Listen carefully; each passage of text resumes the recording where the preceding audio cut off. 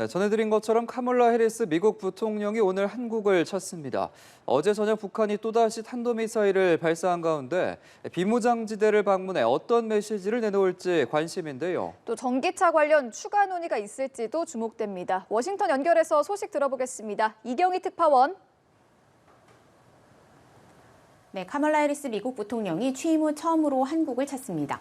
오늘 오전 윤석열 대통령을 예방하고 바이든 정부 인사 가운데는 처음으로 비무장지대도 방문할 예정인데요.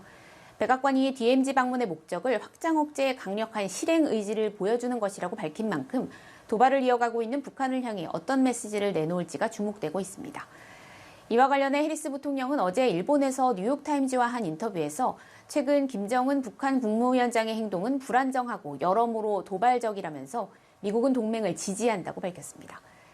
해리스 부통령이 한국산 전기차와 관련해 미국 내 생산이 가능해지기 전까지 과도기간에 대한 해법을 모색하겠다고 밝힌 가운데 윤 대통령을 예방한 자리에서 추가적인 논의가 있을지도 관심인데요. 이와 관련해 뉴욕타임즈는 이 문제가 해리스 부통령에게 불편한 이슈가 될 것으로 전망하기도 했습니다. 한편 미국 언론들 사이에서도 한국산 전기차 보조금 배제와 관련해 문제를 지적하는 보도들이 나오기 시작했는데요.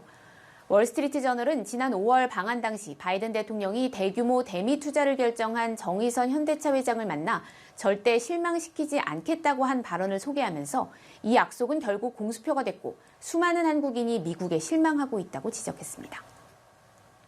네, 이번엔 미국 국내 소식으로 넘어가 보겠습니다. 플로리다의 초강력 허리케인의 상륙이 임박했는데요. 그 위력이 좀처럼 보기 힘든 최고 등급 5등급에 육박하고 있어서 기록적인 피해가 우려된다고요. 네, 미국에서 허리케인이 발생하는 건 드문 일이 아니지만 현재 예측으로는 기록적인 위력을 발휘할 것으로 보여서 우려가 커지고 있는 건데요. 쿠바를 지나 조금 전에 플로리다에 상륙한 허리케인 이언은 최고 등급인 5등급에 육박했다고 현지 언론들이 보도하고 있습니다.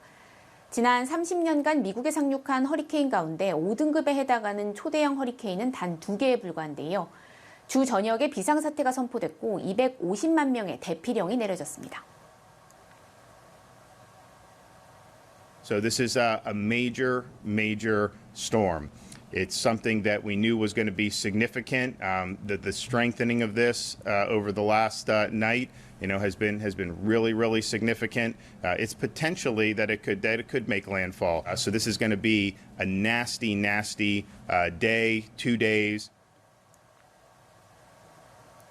백악관도 정례 브리핑에서 이틀 연속 허리케인 대비 상황을 설명하는 등 긴장 상태입니다. 바이든 대통령은 허리케인 피해를 틈타 정유사들이 기름값을 올릴 것을 경계하며 사전 경고를 보내기도 했습니다. 이미 일부 지역에는 강풍과 폭우로 인한 피해가 발생하기 시작했는데요. 100만 가구 이상의 이미 전기 공급이 끊겼습니다. 또 템파를 비롯한 주요 공항들의 운영이 일시 정지됐고 올랜도의 디즈니월드도 29일까지 영업하지 않기로 했습니다. 지금까지 워싱턴에서 전해드렸습니다.